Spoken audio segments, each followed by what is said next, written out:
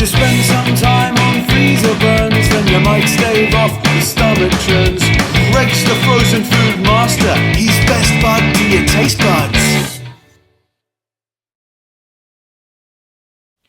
Hi, welcome to Freezerburns. I'm your host Greg, the frozen food master, and you're joining me as I eat my way through the freezer aisle, one box at a time.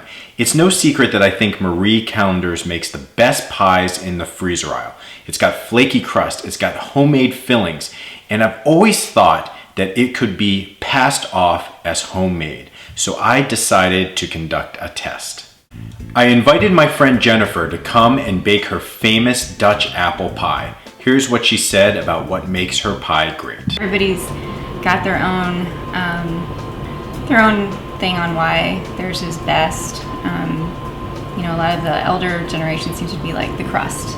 Crust is where it's at. You gotta have ice cold water, ice cold this, ice cold ingredients. But I like to do both as best as I can.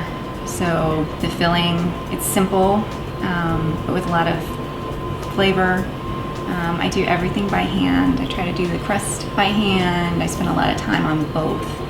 And yeah, I think it's a pretty good pie. Then I baked this, a Marie Callender's Dutch apple pie. But instead of me telling you what I think, because you kind of know that I already like Marie Callender's and you know I like pie, I invited 3 friends over to conduct a taste test. None of them knew that they were eating one frozen and one homemade pie. In fact, most assumed I was serving them 2 different frozen pies. I gave them each scorecards to rate their pies for 3 criteria: appearance, taste, and overall impression.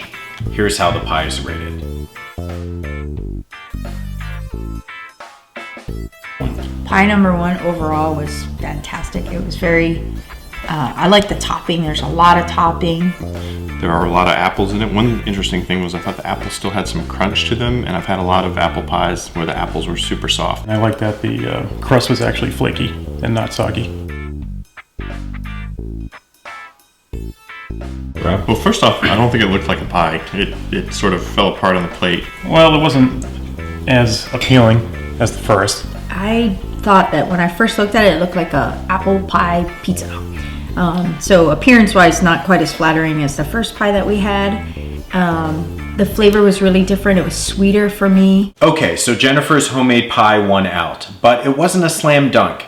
Outside of the fact that the Marie Callender's pie kind of didn't look like a pie anymore, it was very, very sloppy on the inside, the taste of the filling and the crust kind of won some of the judges over. Here's what they had to say. What I liked best about pie number 2 was the crust. It was really also crispy and crunchy and buttery. Pie number 2 I like best were probably the softer apples, maybe a stronger cinnamon flavor.